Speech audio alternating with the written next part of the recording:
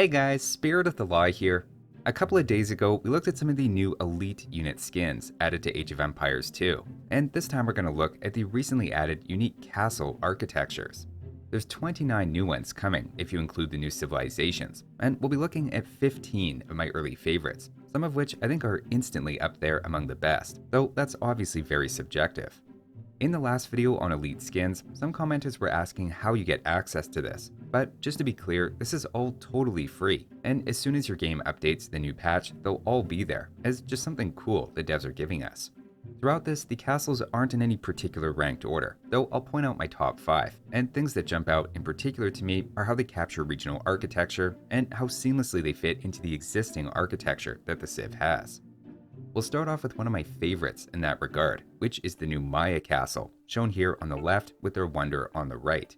Those two very clearly share a particular style, without the castle just feeling like a smaller version, and I think the overall look fits nicely with their other buildings.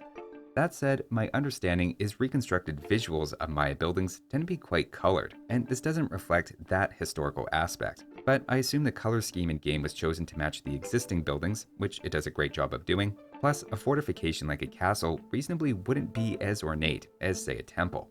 Either way though, it starts us off strong. Next up, we'll stay in the same style, but head south with the Inca. Again, the stonework looks awesome, and continues the terrace reference that the Wonder has, subtly calling back to that identifying attribute of Inca cities. The interlocking stones are spot on with Inca masonry, and the thatched yellow roofing is a perfect match with every illustration of Inca architecture I've ever encountered. Dare I say, the castle also just has a cute, compact vibe, and while it doesn't necessarily scream military fortification like some of the others, it is aesthetically pleasing, and conveys Inca architecture more than the rest of the building set, which was obviously intended for Mesoamerican civilization specifically. It's nice for Incas to have something so personalized now, outside the wonder. Next up, we have another banger with the Celts. This is quite possibly the tallest, or at least one of them, and again nicely matches their wonder and architecture set, while also really conveying it's a strong fortification. For Celts and their unique tech, it's nice to have that extra strong castle physically reflected in the imposing design, which also manages to match the rest of their stone and brown tiled roofing motif nicely. If you look up Scottish medieval castles, they really did capture the mix of a blocky rectangular outside with triangles and other small towers sticking out of the top, and is definitely a top 5 for me. Next up, we'll travel to the Iberian Peninsula with a nice pairing between Spanish and Portuguese. While I think both castles look good on their own and nicely match the color scheme of their wonders, what I love is how similar the basic layout of the castles are, while preserving regional differences with the more rounded aesthetic of Spanish and the more rectangular and ornate Portuguese look, particularly around the gatehouses. Like we'd expect from neighboring powers, the architecture is similar, down to even the same basic castle floor plan, but then emphasize that more desert aspect of Spanish versus the polished white the Portuguese wonder established. Both work within the Mediterranean architecture set, though I personally prefer the grittier aesthetic of the Spanish as a castle over the cleaner look of the Portuguese. But to me it's cool, you can almost identify by sight these are culturally related kingdoms with shared ideas and influences. Moving on, we have the Turks. This was really not what I was expecting, and went in a very different direction than their old castle, but when I looked up castles in Turkey, a lot of the features did line up in one way or another.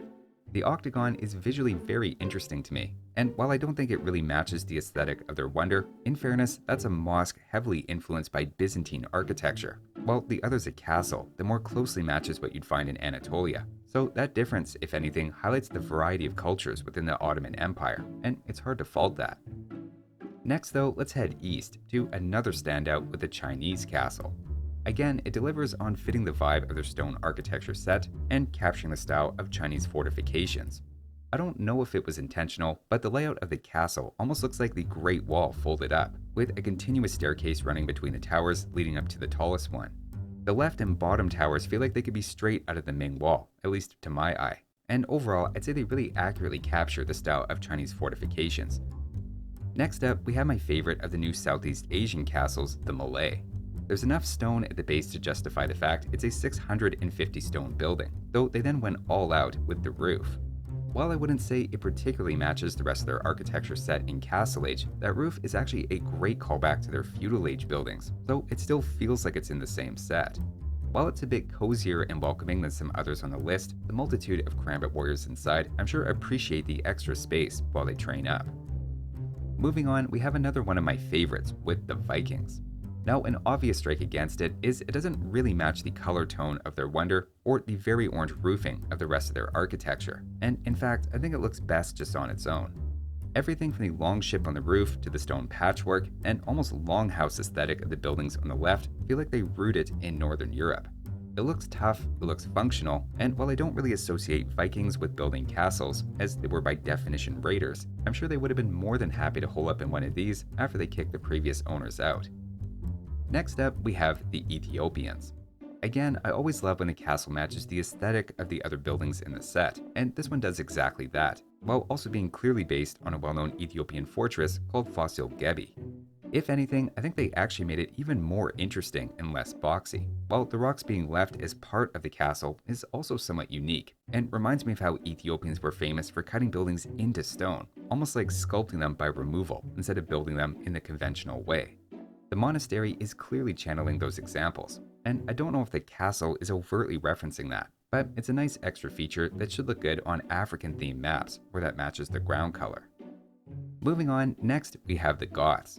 This one might seem strange at first, as we think of Goths as barbarian invaders of the Western Roman Empire, and this is clearly a monastery. But remember, by the fall of the Western Roman Empire, the Goths were Christianized and set up shop in the old Roman territory, keeping a lot of things running. The idea of the Goths fortifying a monastery built previously by the Romans, with all their arch and column styles included, seems totally legitimate to me. Though even just on a surface level, its orange roof and general style really fit nicely into the existing set. Speaking of orange roofing though, next we have the Lithuanians.